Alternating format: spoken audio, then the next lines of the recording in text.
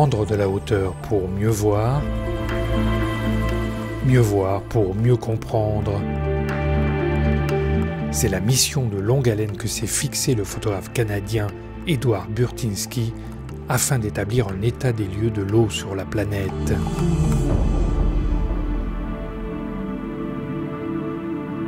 This image, which looks like a tree formation, is of the Colorado River Delta, where the Colorado River would flow into that delta and create a 1,000 square kilometer kind of brackish where the fresh water meets the salt water, creating all kinds of life forms and birds and fishes can be hatched there, and a very important link to a healthy water ecosystem in the oceans.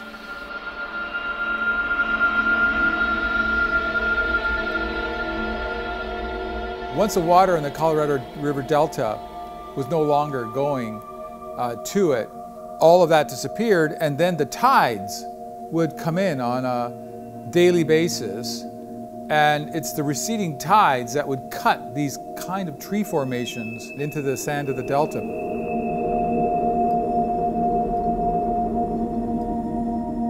One point, it's this beautiful image. On the other hand, it's an image of something that was abundant with life and is now a desert by human action.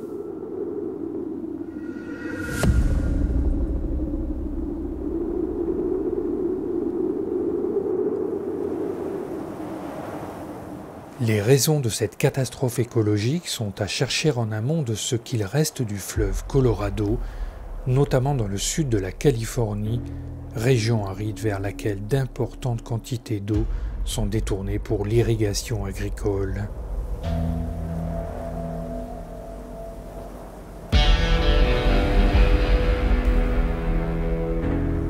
That image really spoke directly to how redirecting water, so that is the water from the Colorado River, and when you look to the right, that's what nature intended for that landscape. It's the scrubby desert.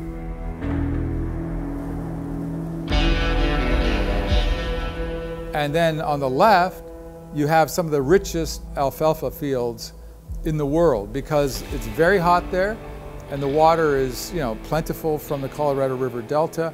They get very high quality alfalfa that's used to feed cattle. In fact, when we went down to the ground and went to those alfalfa farmers, we said, what are you growing and where is it going? And they were compacting it, this alfalfa, into small cubes, putting it into containers and shipping it to Japan to grow Kobe beef that would then come back to America.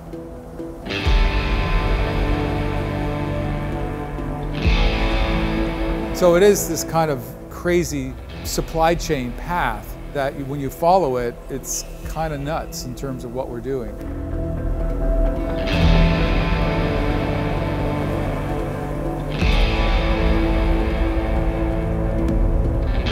I like to think that the work I'm doing is adding visually to the story of what we do has consequence. And nature is not something we can just trample over and destroy and push back and expect everything to be okay.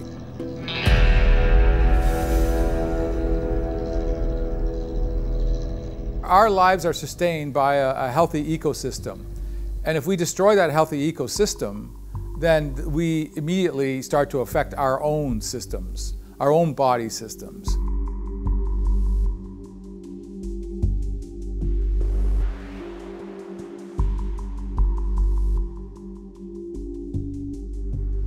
Quand l'eau n'existe plus en surface ou est insuffisante, les hommes vont la chercher en profondeur. Dans les hautes plaines du Panhandle, dans le nord-ouest du Texas, les céréaliers puisent l'eau entre 100 et 500 mètres de profondeur, affectant de façon irréversible l'aquifère Ogallala qui s'étend sur 7 États. La technique utilisée par les agriculteurs se nomme l'irrigation à pivot central. Ce qui est étonnant dans cette photographie de Burtynsky, c'est qu'on découvre ce qu'on ne voit pas de la route. La route, elle est ici, et le ranch qui est propriétaire de cette irrigation est là.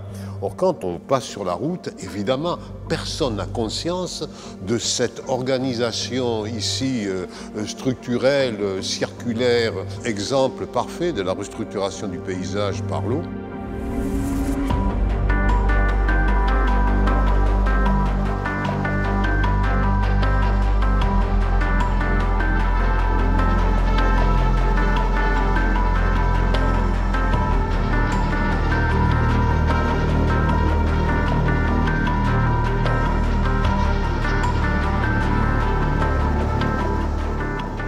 Chez Burtynsky, il y a, comme chez tous les photographes documentaires, l'ambiguïté qui peut exister entre document et œuvre d'art. Et comment un photographe qui est concerné par ces questions joue sur les deux. Burtynsky est à cheval sur cette problématique. Ces images sont des images documentaires, certes, mais il leur donne une valeur plastique. Cette valeur plastique, il la trouve dans sa passion, depuis l'origine d'ailleurs de son travail, sur la peinture.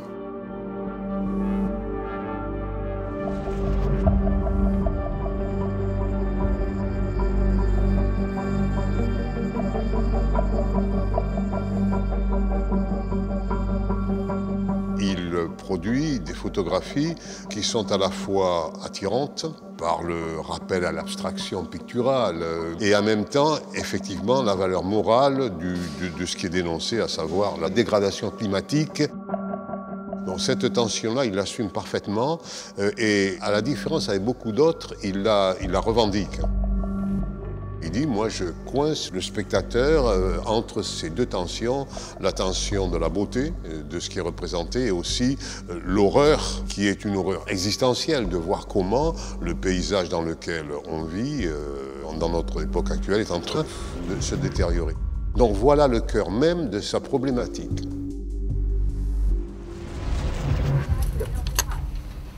We're good to roll. Okay.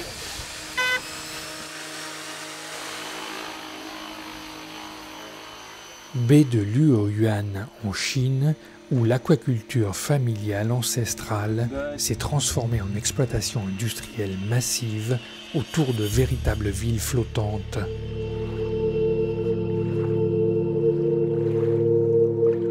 I do understand the complexity of the human experiment in that we are now, 8 billion and growing, and the needs that are present at that level of population are enormous.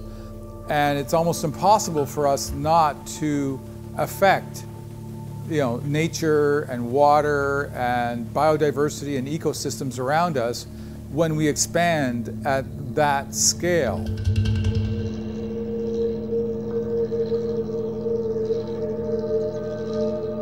So I think as we move along and become more aware of the consequence of our actions, the greater chance we have of, reshifting our priorities and how we do things to make sure that we come back into a sustainable envelope versus spiraling out of control into a loss of biodiversity and the loading of CO2 into our atmosphere and the acidification and heating up of the oceans and ocean rise. All these things are clear and present dangers. And we are in it. It's not like it's going to happen somewhere in the future. We are in it. It's happening. We're seeing the very beginning of it.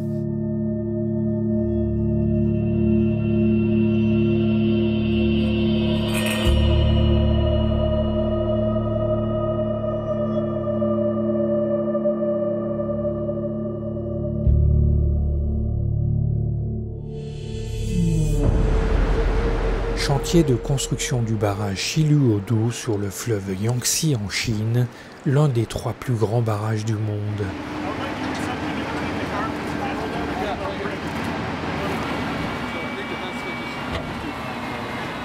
È importantissimo ricordarsi quanto lui studi prima di preparare un progetto e quante persone sono collegate a fare ricerche per lui e con lui in tutti e 5 i continenti. perché tutti i lavori che lui ha fatto sono di enorme estensione, sono globali.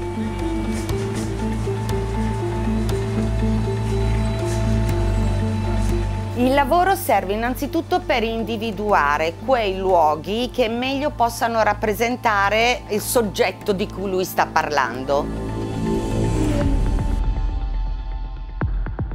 Ricerca dei luoghi simbolo.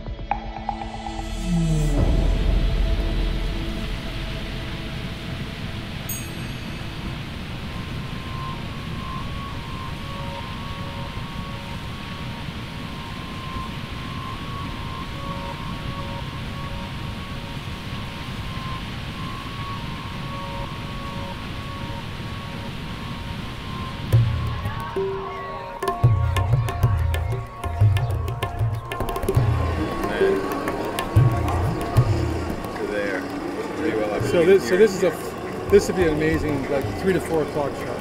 Yeah, that would put it at right there. Sun right there. Yeah.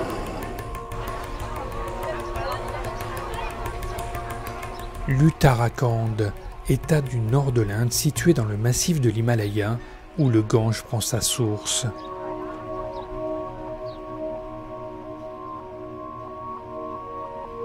In India, this is the gathering, the Kumbh Mela festival. I went to several of them, and this is where a pilgrimage happens amongst Indians that once every 4 years they go to this festival, and it's a very holy festival, and oftentimes families save for most of their lives to make this pilgrimage.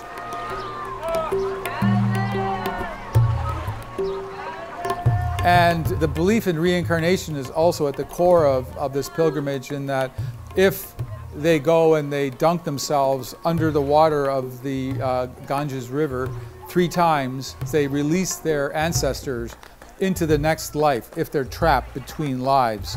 So it's a very special Hindu festival, and it is quite remarkable to be there to see that level of humanity with a belief system that's centered around water and the spiritual force and power of water.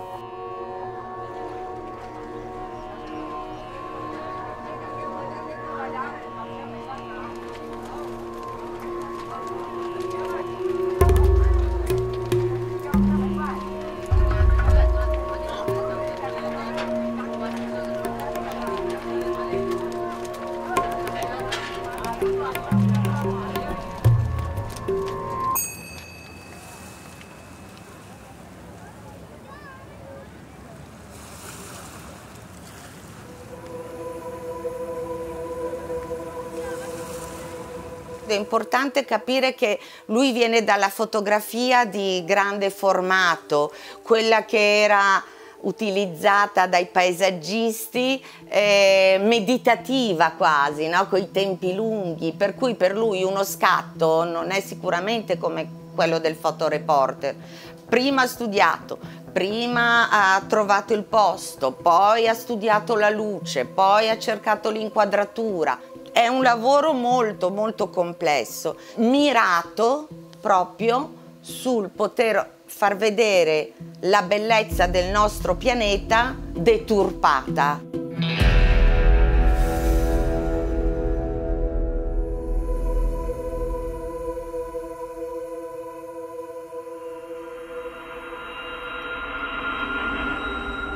Islande, île géologiquement jeune, façonnée par le vent et l'eau, le feu et la glace.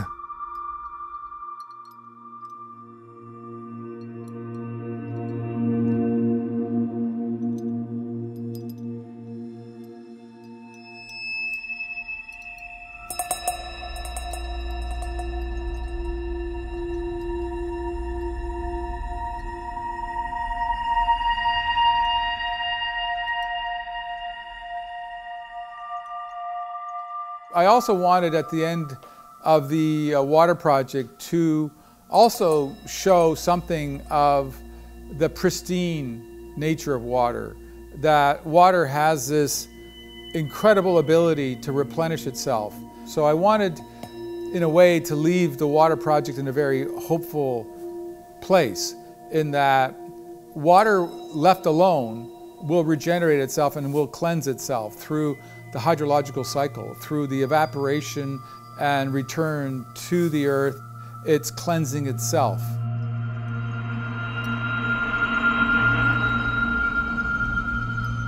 And this is the first time probably for the water project in over 30 years where I went back to nature and not looking at how we've changed nature, but just let's look at nature.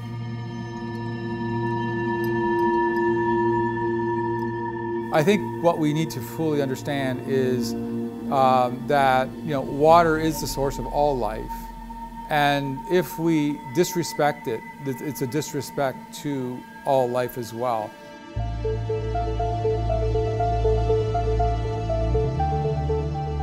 If anything, it's being aware and being respectful. And when you jump into a pool or a lake or an ocean, to really fully appreciate that this is the springboard of all life, and that it's there to be enjoyed, but it's also there to be cared for and preserved.